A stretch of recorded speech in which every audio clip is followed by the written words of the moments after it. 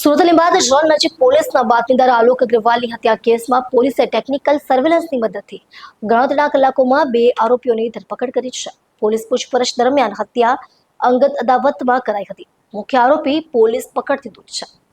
મળતી માહિતી મુજબ શહેરના આલોક અગ્રવાલ ડુંબાલ ફાયર સ્ટેશન સામે આવેલી વાટિકા ટાઉનશીપમાં રહેતા આલોક અગ્રવાલને ગઈ મોડી રાત્રે 3 શખ્સોએ હત્યા નિપજાવી હોવાનું સામે આવ્યું છે. હત્યા સમયના સીસીટીવી ફૂટેજ પણ સામે આવ્યા હતા. લીંબાદ પોલીસે ગણતરીના કલાકોમાં 2 આરોપીઓની ધરપકડ કરી છે. લીંબાદ વિસ્તારમાં પોલીસના બાતમીદાર આલોક અગ્રવાલની હત્યાના કેસમાં આરોપીઓને પકડવામાં લીંબાદ પોલીસને સફળતા મળી છે.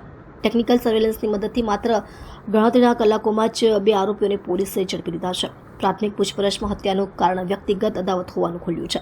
જોકે આ કેસનો મુખ્ય આરોપી હજી પણ પોલીસના હાથથી દૂર છે અને તેની શોધ માટે કાર્યવાહી ચાલુ છે. જી સર. સુરત શહેરના લિંબાયત પોલીસ સ્ટેશન ખાતે ગઈકાલે 2 વાગ્યાના અરસામાં વહેલી સવારે એક બનાવ બન્યો હતો, જેમાં મર્ડરની ઘટના હતી.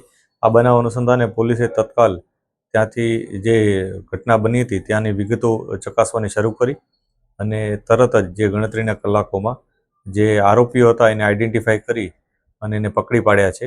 આ આરોપીઓમાંથી એકનું નામ ભગવાન મંગલુ સ્વાઈન છે અને બીજાનું નામ છે દીપક કુમાર સરજુ પ્રસાદ સિંઘ. આ 2 આરોપીઓની પોલીસે ધરપકડ કરી છે. આ ઉપરાંત અન્ય 2 આરોપીઓ પણ આમાં સંડોવાયેલા છે. એમાંથી સ્થળ ઉપર મારનાર તરીકે અન્ય એક વ્યક્તિ અબરાર લસ્સી કરીને છે. પોલીસ હજી એને શોધી રહી છે. આ ઉપરાંત ચોથો વ્યક્તિ અશફાક કરીને છે. આમાં મૂળ જેનું કહી શકાય એ અશફાક છે કે અશફાકનો ઝઘડો જે મરણ જનાર છે એના સાથે થયો હતો અને એ ઝઘડા અનુસંધાને અશફાકના મિત્રો હતા. તો આ લોકોએ નક્કી કરેલ કે આને કઈ ને કઈ રીતના પાઠ ભણાવવો છે. એ પ્રકારની માનસિકતા સાથે એ લોકો આવ્યા હતા. ત્યાં જઈ અને એના સાથે આવી રીતના મારામારીનો બનાવ કરી અને એની હત્યા નિપજાવી હતી.